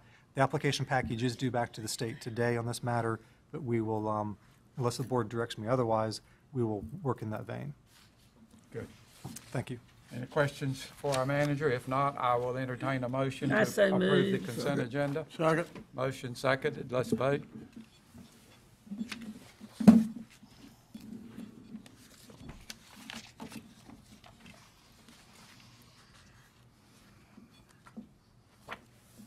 Okay, thank you. Next thing on our agenda, we have several items for decision. The first one is a consideration of the Golden Leaf Community-Based Grants Making Proposal. And Mr. Elliott, are you going to introduce that? Yes, I'll try to make this succinct and brief and comprehensive at the same time, as quickly as I can move through this. Golden Leaf has launched an initiative called the Community-Based Grants Making Project, and they've divided the state up into various regions. The Northeast region is the first region being launched with this initiative. They've allocated $10 million worth of funding out of Golden Leaf, which would be giving the 21 counties who are identified in the Northeast region the opportunity to apply for funding. And they're looking to probably target 6 to 8 counties out of the 21 counties, which they'll make a grant up to the total of $1.5 million. As part of the process, the county manager's office was designated to be the receiving agency or department of county government to receive proposals. My office partnered with Wanda Uhas with the Development Commission to create our process and to launch this within our community, to reach out to the different sectors that were involved, and those would be areas representing interests such as agriculture, education, physical infrastructure, healthcare, and workforce development. Through Wanda's efforts and her staff, we reached out to various entities within the county, trying to be comprehensive in inviting entities to submit a proposal for the county's consideration. You have in your packet a copy of the proposals, you have a listing of the proposals as well. There was 8 of them, and there are certain criteria that need to be taken into account when considering the merits of each of the proposals. And if I can just read those real quickly, and these are Golden Leaf criteria that were established. The first is that clearly meet identified issues or needs in the county related to economic growth is the first criteria. Second, will do the most good for the most people. Third, that would demonstrate a timeliness of need and an ability to put grant funds to work quickly. Fourth, with focus on action, not planning, and that are sustainable in the long run. Fifth, they will leverage additional funds or investment in community buy-in. They're also asking or saying that they prefer a 20% local match be identified with the application of the proposals being submitted. And then lastly, the last criteria, that the proposals would have a consensus support across the county. The way the process works, the proposals came into us on Friday, the September 25th, 7th? End of business on September 30th. Okay, Monday the 30th. Wanda and I then went through all the proposals and evaluated them against the criteria that I just read. And of the 8 proposals, 2 of them quickly floated to the top. And as you can see on page 78 in your agenda package, the first one is a collaboration of entities, being ECU, Pitt Community College, and Pitt County Schools. And it is for the project is called an Advanced Manufacturing and Innovation Academy. They're asking for $1 million, and we consider this to be the #1 priority. Second priority is a proposal from Vidant Medical Center for an expansion of dental and medical services at the Bernstein Center, and that was for a proposal of requested funding of $500,000, and that we considered the second priority. We do have a representative from each of those 2 entities here today that would like to make a short presentation to you. Basically, what we're doing right now, if you accept this recommendation and we move to the next step, we have to submit back to Golden Leaf these proposals as ranked by you as a board. If they decide to choose us, then we move on to the next level of participation in this process. And basically, it's going to take pretty much this whole fiscal year if they decide to fund us. If they do fund us, I think we get notification in June of 2014 that we're awarded. But with that, Wanda, you want to add anything? You want to come to the podium if you do?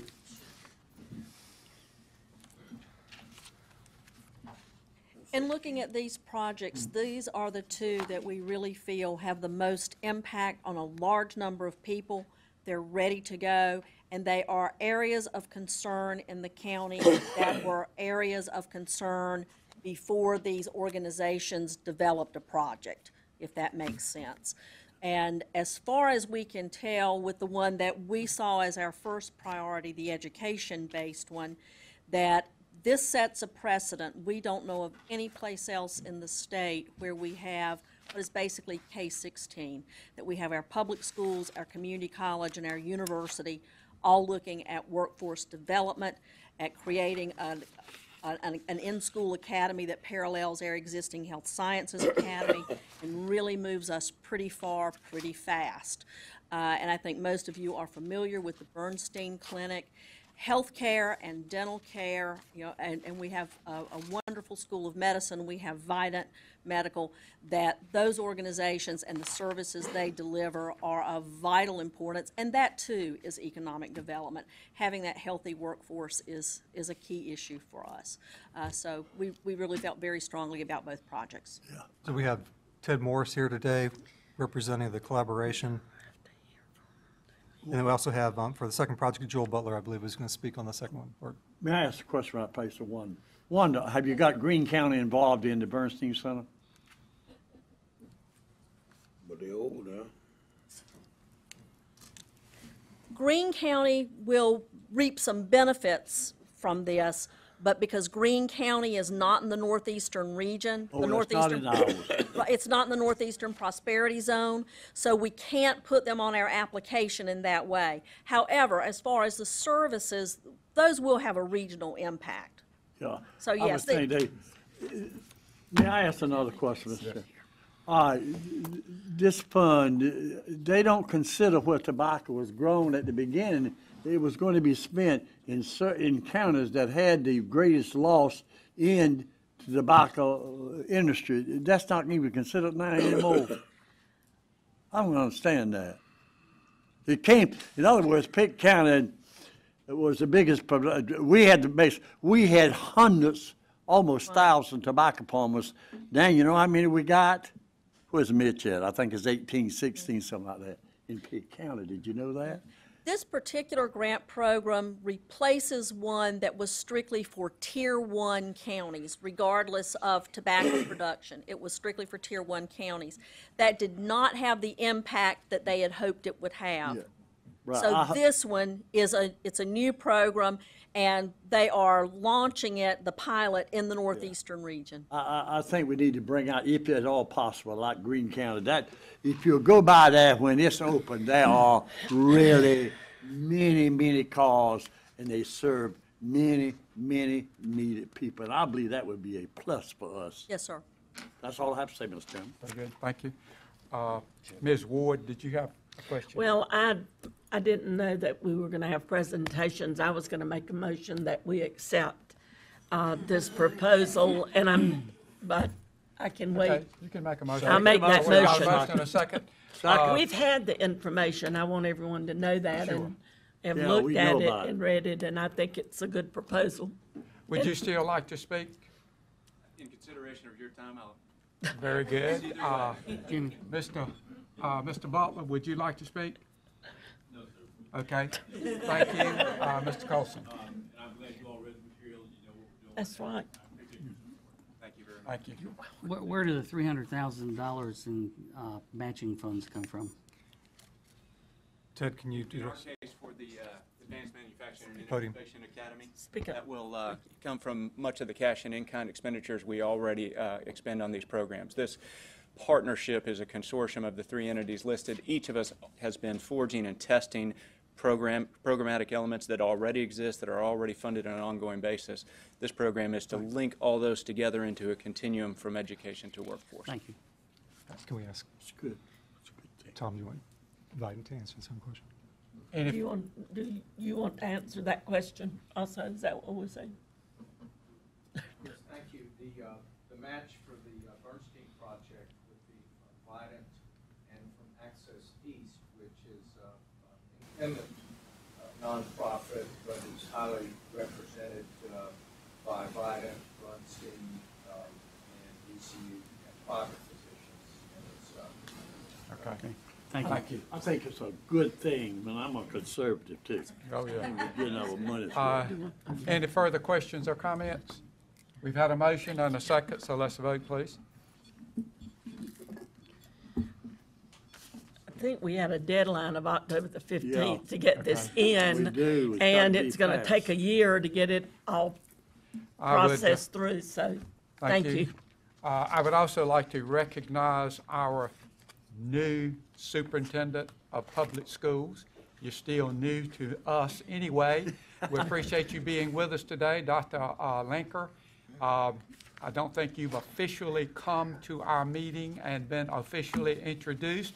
I did meet you out in the parking lot a couple, 3 weeks ago and had a nice conversation with you, and we look forward to working with you. Do what? Would you please come forward, please, so we can get you on camera? So, just come to the microphone, Let please. the people see him also. Back, okay? That's right. You must be Baptist sitting in the back. Just what Ted and Wanda put together was a great plan. I really appreciate the support, but also it's great to I've met several of you in different places, some of my school meetings I've had, and I look forward to continuing the working relationship that we have. Absolutely. We look forward to working with you. Very good. Thank you. Thank you. Thank you. Next item is our Health Department, the annual write-off of uncollected accounts, and Dr. Morrow is going to lead that discussion. Move we approve that. Motion to approve, second. Any questions of Dr. Morrow?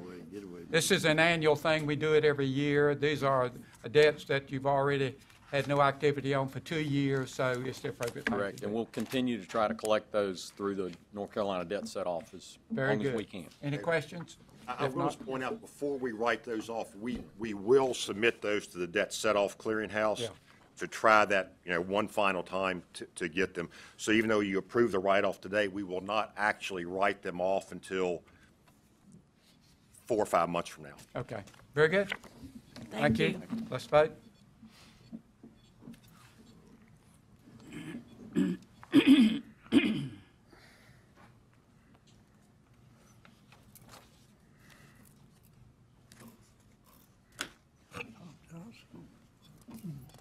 Okay, thank you. The next item is our roof system for construction and demolition recycling pad, and Mr. Nimmer is going to present that. Thank you, Mr. Chairman, members of the board. I'm here for you to request to spend some money on a roof system for our new construction C&D pad. I've got a few slides I'd like to go over. The first one you see up here is a lot of attaboy ranked #1 in the state, our shingles award-winning program, and this past year, as y'all know, we were ranked again #1 in the state. Why are we ranked #1 in the state? Because we're always looking to increase our recycling efforts in Pitt County. That helps us divert waste to the landfill, and it saves us and our citizens money.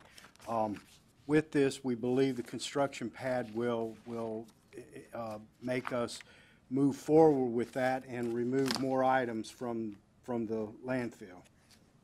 And I don't know what I'm doing here, so bear with me. This is just a schematic of our area showing what's out there. It's kind of probably hard to see, but it's just a site plan of the facility and in location where the C&D pad is located. This is a picture of Building 5 with the C&D pad. Right now, that first bay with the truck is where our C&D material goes right now, and some of it does. Now we're directing more down to the pad where we're recycling it. By having this C&D pad, it gives us another bay. It relieves the congestion up there. If you've ever been there when it's been real busy, like this past Friday, we had a real good day. It gets really congested up there with the traffic. The benefits of this pad is, one, to eliminate congestion in Building 5. The less congestion makes it safer for our customers and our employees. The layout's more efficient. It increases our recycling rates. It increases revenue. Increases revenue because we are finding markets for some things that we can get paid for. Our metals we get paid for. We found a market for vinyl siding, and we can get a little bit of revenue. Not much, but we can get revenue for that. It reduces our C&D disposal fees, and it reduces the material we send to the landfill. Next slide kind of shows you what we're doing out there now. The electronics, we still we collect those at each site, but we still have to go through that and pick through some of that material. Some of it's good, some of it's not. We can pick metals out of there and instead of sending it to our recycling, our electronics recycler, we can put it in our metals pile, and that's more money for us. The cardboard is a revenue generator that's sent to ECBC. The wood and the pallets we can take the wood and pallets and put it in our pallet pile and grind it up. It's a lot cheaper to grind it than to send it to the landfill. And carpet has been a good program for us, and now we'll be able to expand that. We also take the padding of the carpet. This is just another one, vinyl. That's what we did find a market for vinyl, and that they'll pay us if it's fairly clean. So by picking this stuff and having people down there, we'll be able to keep it. We'll be able to send it to the market like they want it. Brick and concrete we can pull out, and that's very expensive to send to the landfill. Of course, the metals we do get paid, and they have been collecting some bottles and cans out of there if time permits, and that just every little bit helps. Some of the things, shingles we're still doing. Rigid plastic is a fairly new item that we've pulled out. Rigid plastics are your hard plastics. Think of the children's toys, those type things. We have a market for that. And then sheetrock, just found out latter part of last week that we're going to work with Onslow Container System on pulling sheetrock out and grinding it up, and then they're going to land apply it. Something we're looking at. We've been looking for. There was a sheetrock outlet years ago, and that has gone away, and we've been searching since I've been there trying to find an outlet for sheetrock, because we get quite a bit of sheetrock in there. This is a picture of the existing pad right now. The blue container you see in the back is dumping material. They will pick through that. You see the excavator that we got. That was we got $30,000 grant from the state to purchase that piece of equipment right there. There's just another picture showing the cardboard, and you see how much cardboard that is. A lot of that was going to the landfill, something we shouldn't be sending to the landfill. There's too much money right now in paper recycling.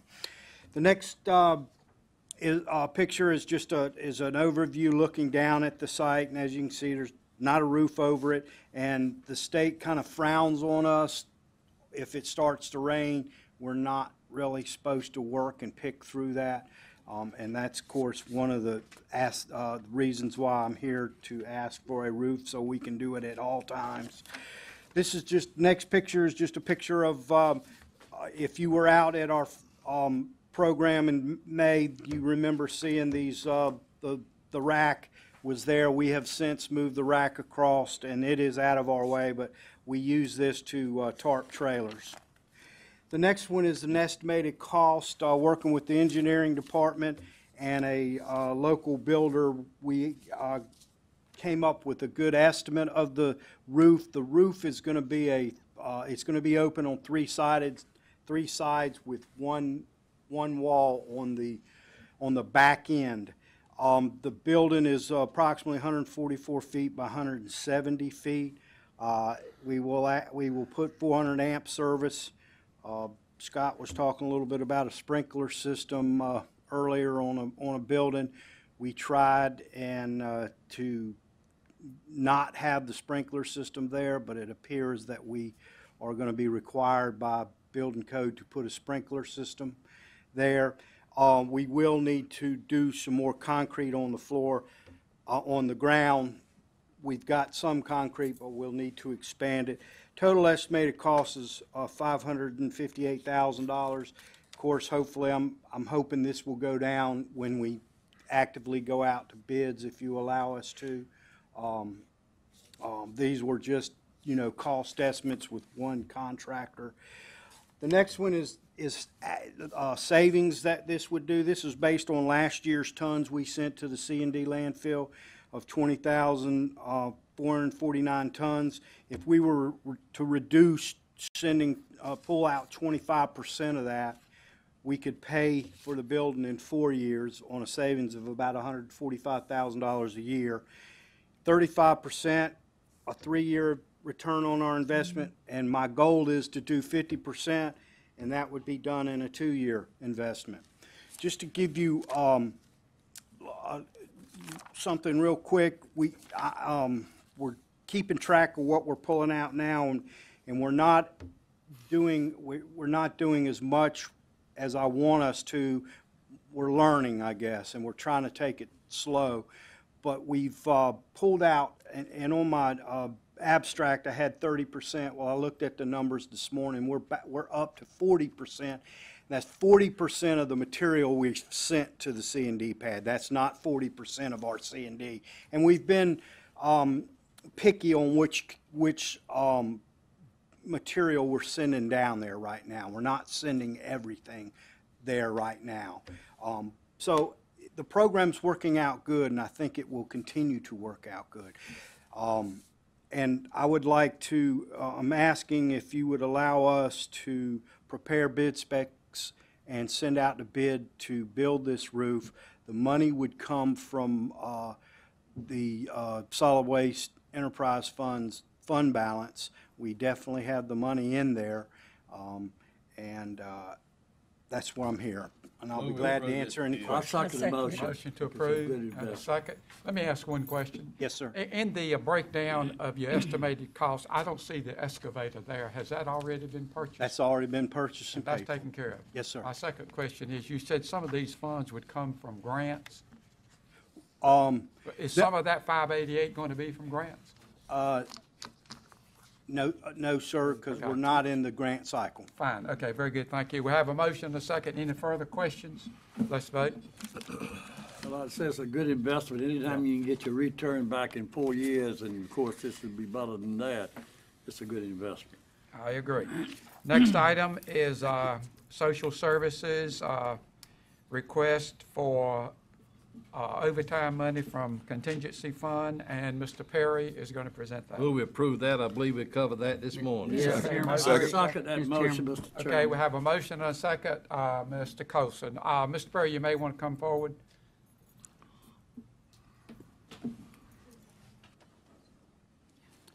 We did cover it this morning, but we didn't cover the fact that this, I consider this to be mismanaged.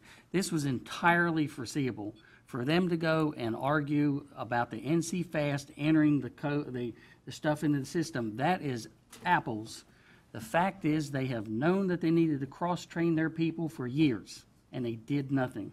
I strenuously disagree with us spending our contingency fund for something that I think they ought to take it out of their budget.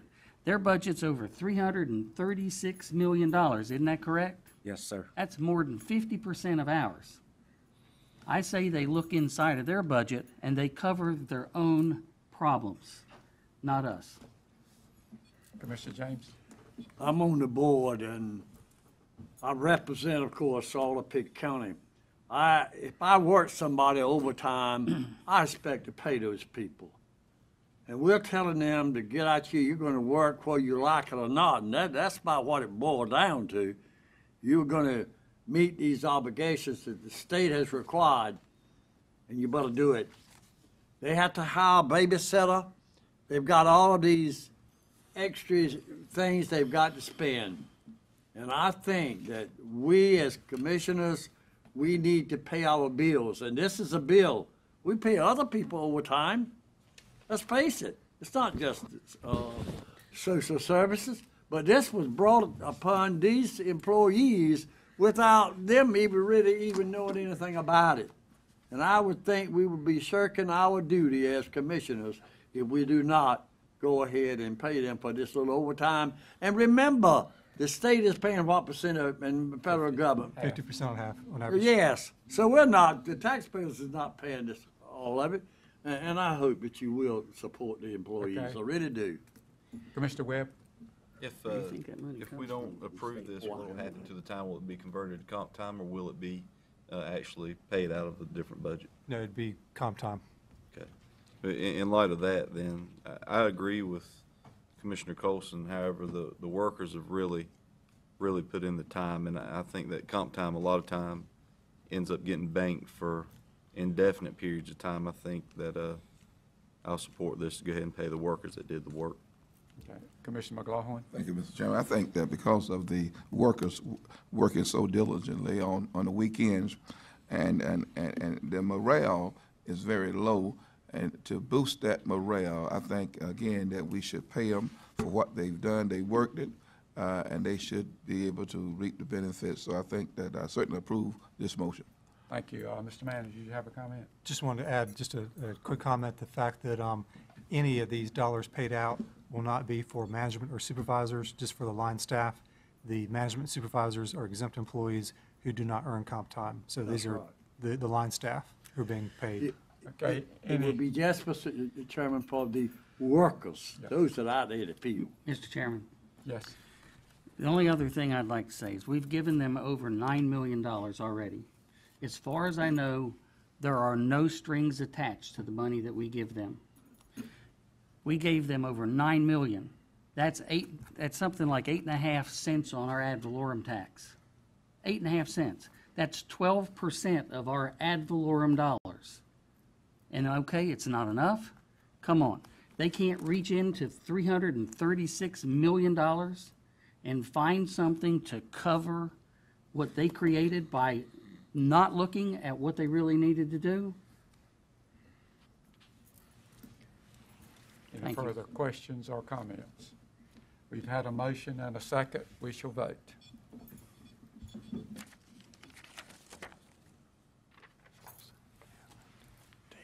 Okay, thank you. The next item is also a budget amendment from our Public Information Office, a request from contingency also, and Ms. Jones will present that. Actually, Mr. Chairman, I told her I would take care of it, unless you'd like her to come out. No, that's okay. Mr. Chairman, I think there's a clarification on your last vote for the record. Okay. Mr. Hammond? Yes, Mr. Hammond intended to vote yes. Okay, thank you. On item 5, the contingency request for $4,679, the PIO office as well as my office is requesting use of contingency to replace the drapes in here that, as you can see, are original from the room in the mid-'80s, and also that leaks light into the room. We'd like to put some Venetian-type blinds. They're the kind of accordion-type style, being off-white, to hopefully clean the room up a little bit. Any questions, comments? What's your pleasure? I move we accept this proposal. Motion, second. Let's vote.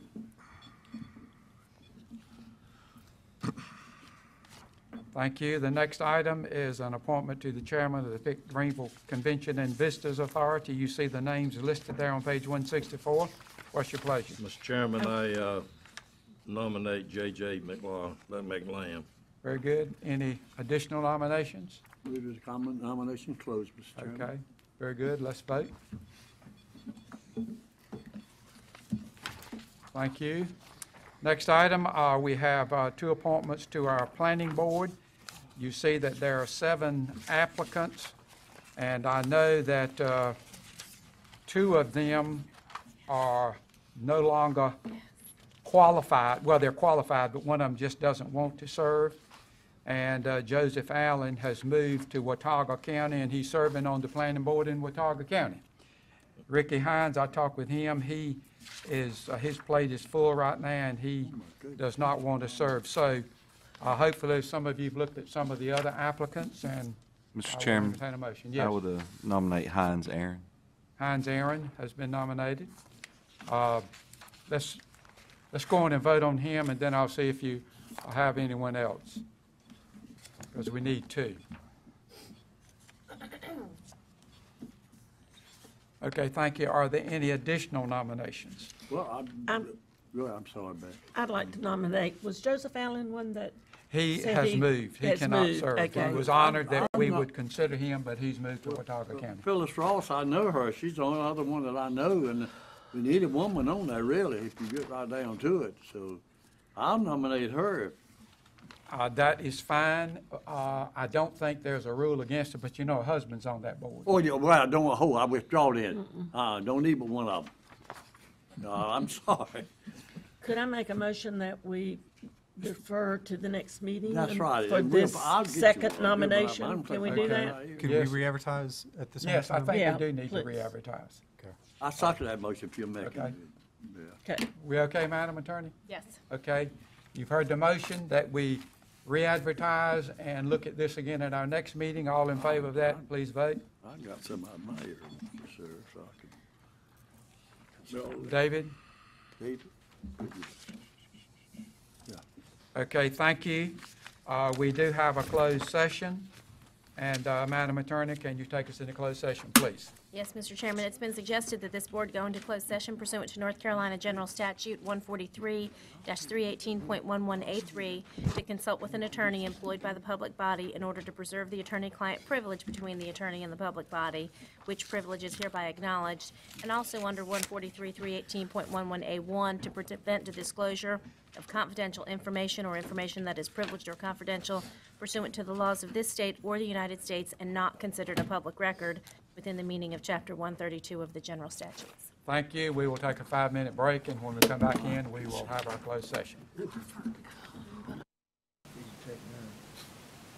Thank you. We appreciate you being back with us. We've completed our closed session, and we have one item of business we need to take care of. Commissioner Webb? Thank you, Mr. Chairman. I'd like to make a motion that we approve our meeting minutes for our closed session on September 16th, 2013, as to the content only. I second it. I have a motion and a second. Any discussion? If not, let's vote. We will now have our commissioner comments. Commissioner Webb? I'll just extend my offer of a ride to Raleigh for County Assembly Day so that we can talk to our legislators about photos on the benefits cards at social services. I'll be glad to swing by on 33 and pick you up on my way. When is that? March. In March, you got plenty of time. I'll go with you. Okay, Commissioner McLaughlin? No comment. Commissioner No Johnson? comment. Commissioner I Owens? think he needs to take Dr. Johnson with him now. So he can train Commissioner James on the way out. Okay, Commissioner Don't do Ward? that. No Big comment, dog. thank you. Commissioner Colson? The only thing I'd say is that if I missed that, remember that I talk to our representatives almost weekly. So I think I'm a little bit better in touch than just on Assembly Day. Commissioner James? I have no comment, Mr. Commissioner Hammond? I've said enough. Okay. Do I have a motion that we adjourn? I so move. Motion second, let's vote.